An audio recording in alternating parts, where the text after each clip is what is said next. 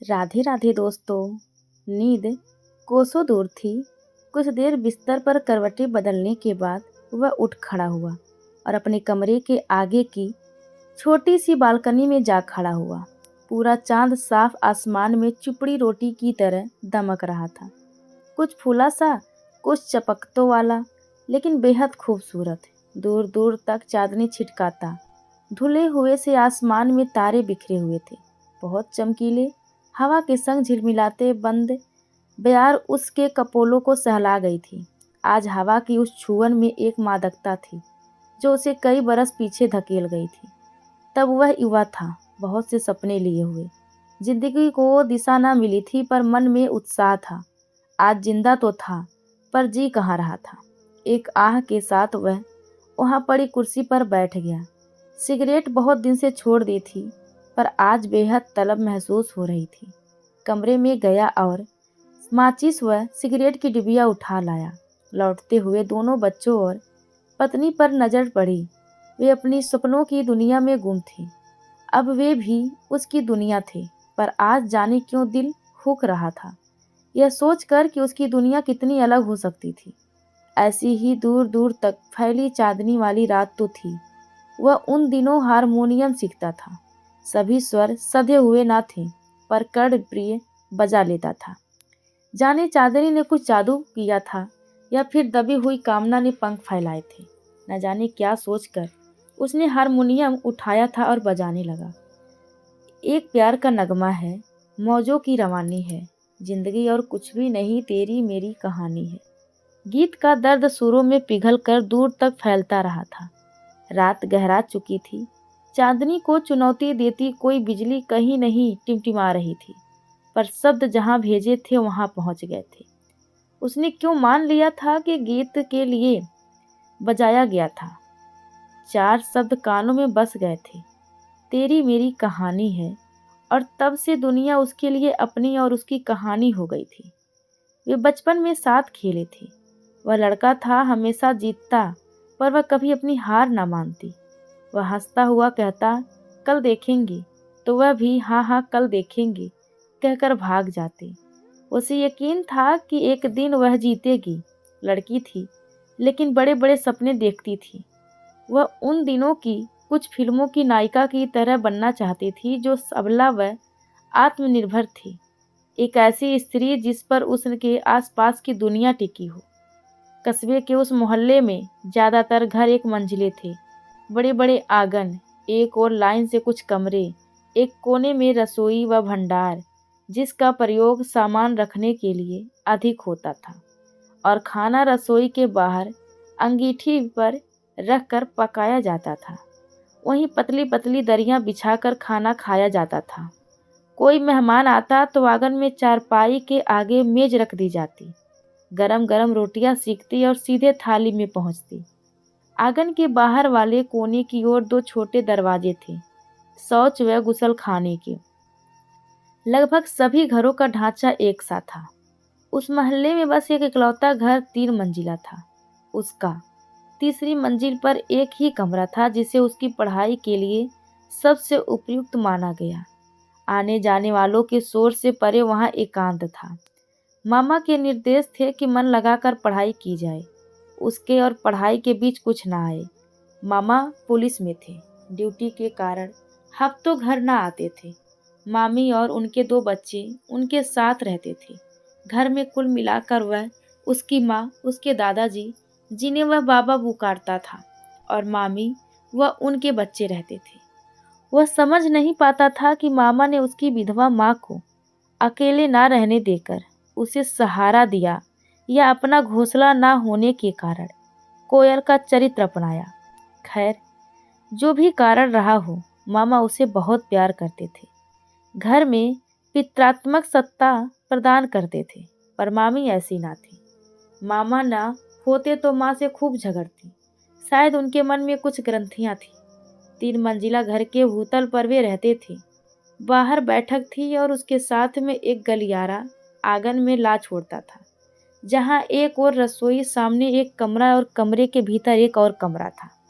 बैठक में बाबा जी रहते थे। अंदर के कमरों में वे सब पहली और दूसरी मंजिल के कुल 4 कमरों में कभी 3 किराएदार रहते थे, तो कभी 4। उन कमरों का किराया उसके परिवार के लिए पर्याप्त था। जब से उसे ऊपर वाला कमरा मिला था, वह वहीं पर पढ़ाई करने लगा था। कमरे के बाहर छोटी सी 4 ईंटों की मुंडेर वाले छज्जे पर छोटी मेज कुर्सी लगाकर वह पढ़ता था। जानता था उसे कोई देख रहा है, पर वह किताब से नजरें ना हटाता। बहुत होशियार ना था, पर पढ़ाई तो पूरी करनी ही थी। वह भटक भी नहीं सकता था। माँ को दुख नहीं देना चाहता था। मामा प्रेरणा देते थे, पर पिता की कमी को कब कोई पूरा कर पाया है। उसका मन पढ़ने में बहुत ना था। उसे डॉक्टर इंजीनियर ना बनना था। कोई बड़े ख्वाब भी नहीं थे। मामा जैसी नौकरी नहीं करनी थी, जिसमें महीने के 25 दिन शहर से बाहर काटने पड़े और बाकी के 5 दिन आपके घर वाले छठे दिन का इंतजार करें। उसे पिताजी सी पुरोहिताई भी नहीं करनी थी। एक समय इंटर पास बड़े मायने रखता था, पर अब ऐसा नहीं था। उस पर घर के गुजारे का बोझ ना था, पर जिंदगी बिताने को कुछ करना जरूरी था। भविष्य के विषय में संशय ही संशय था। वह बार बार चबूतरे तक चक्कर लगा आती।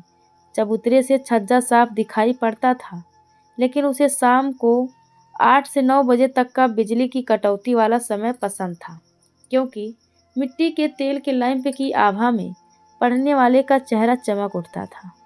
वह स्वयं अनदेखा रहकर उसे देख पाती। अब वे बच्चे ना रहे थे। किशोरवा को बड़ी निगरानी में रखा जाता था। कोई बंदिश तो ना थी, लेकिन पहले की उन्मुक्तता समाप्त हो गई थी। तब वह 10वीं में थी और वह 12वीं में था। वह अक्सर सोचती, काश दोनों एक ही कक्षा में होते, तो वह पढ़ाई और किताबों के आदान प्रदान के बहाने ही एक दूसरे से बात कर पाते। अदा कदा माँ के काम से ताई जी के पास जाने में सामना हो जाता, पर ना हो पाती। शायद मन के भीतर जो था, वह सामान्य बातचीत करने से भी रोकता था। संस्कारों में बंधे वे 2 युवा मन कभी खुल ना पाए।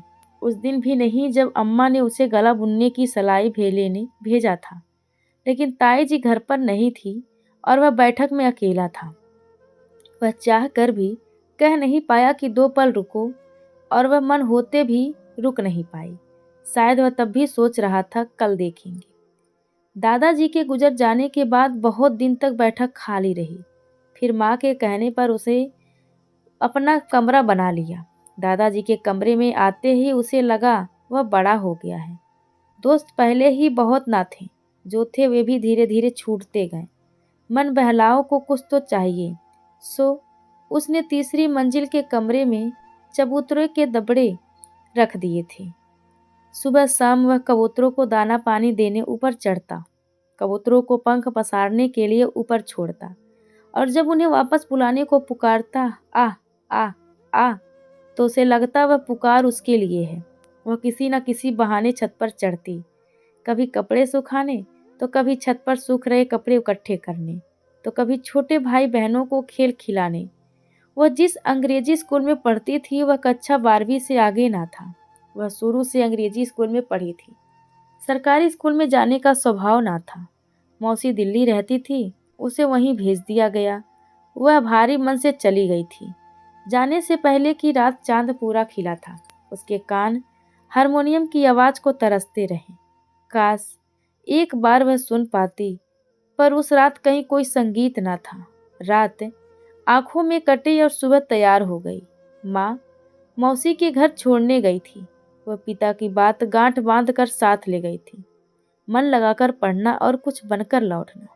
वह पढ़ती रही, बढ़ती रही, यह संकल्प लिए कि कुछ बनकर ही लौटेगी। आज 10 बरस बाद लौटी। पिता बहुत खुश। माँ बार बार आंख के कोने पोंछती, उसे देखती निहाल हो रही है।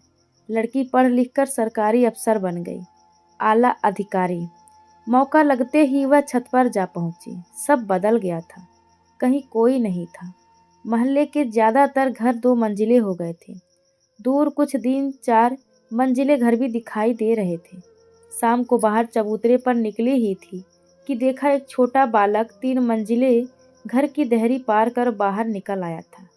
घुटनों के बल चलते उस बालक को उठाने का लोभ वह संवरण न कर पाई।